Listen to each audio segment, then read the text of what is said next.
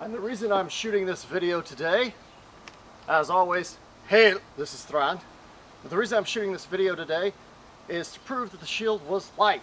Because I assume the first thing everybody would assume is that the shield that we used in the previous video, the challenge of the Viking shields, modern versus ancient, as we have here, an old Viking style shield, was that maybe it wasn't usable. It was just a barn door.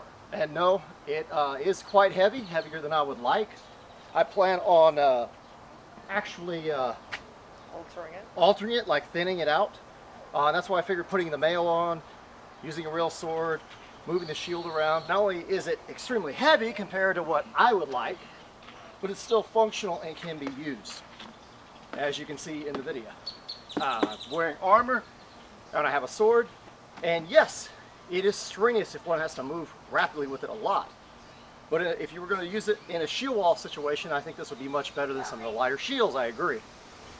But I figured since I put the other video out, and I'm happy that everyone's going by and checking that out. And remember, Viking War of Clans are supporting our channel and helped us put that video out.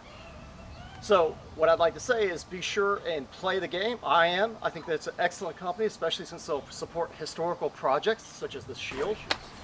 And what I plan on doing is I may take it out to the Society of Creative Anachronism if you all like, and I will fight in armor with the shield because it is SCA legal. I can actually fight with this in the SCA, the Society, and we'll see how it holds up out there, but also you'll get to see how functional it is. And yes, for dueling, I prefer a lighter shield. And a home ganga, for the mobility and the quickness, I prefer a lighter shield. And no one's saying that the Vikings used 2mm thick hides or 4 to 6 ounce hides on their shields regularly.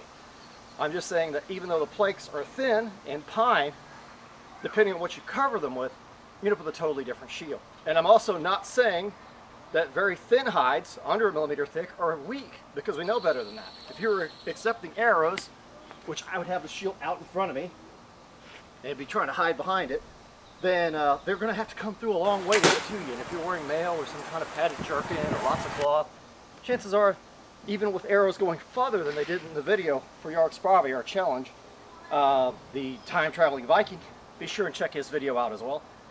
They would need to stop that abruptly. The arrows could come through some and you'd be perfectly fine. So I would prefer a lighter shield. I plan on tilling this down. When I get done with it, I'm going to be sending the center boss that we have here to Joerg Sprave. It's actually bullet resistant, so I definitely want to use this one. And it doesn't mean that the Viking shields wouldn't be bullet resistant either, because their umbo, or center boss, was 6 to 10 gauge. This is only 12 gauge. And even when we tested a Viking helmet like this one, the 12 gauge, it proved to be bullet resistant as well. So I hope you all enjoyed our little video here. It was just to me show you that the shield is usable. I would train with a lighter shield, just like Roland Gorzeka recommends, before I ever tried anything heavy like this and trying to use proper techniques in fighting with it. But if you get used to it, you could use it. It's plausible. To say it was done all the time, no, this is not starting historical rumors, but this is an extremely heavy shield, but with very thin slats. I mean, the slats, I'm sorry, but are 8mm to 5mm, which is under a 1/4 inch at the edge. And that's equal to the Trelleborg shield that was found, except the Trelleborg was 3.5 inches. This is actually 35 inches, not counting the rimming. And the rimming does give a little 1/2 inch past it. You mean 31.5? But what I'm going to do is I'm going to till these boards down. I'll come back and show you how manageable this is, because a lot of people are using hide glues because they're easier to melt. And that's because the sun will melt them if you're out in the heat in the sun for a long time, and it will give up some of its strength. Also, they're not very water resistant. Hide glue's never been.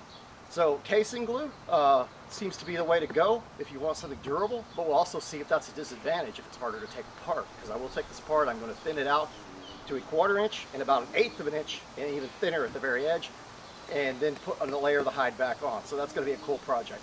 Anyway, be sure and check out Joerg Sprave's new Battle of the Helmets. I looked at that video. It's excellent. It was sponsored by Viking War of Clans as well.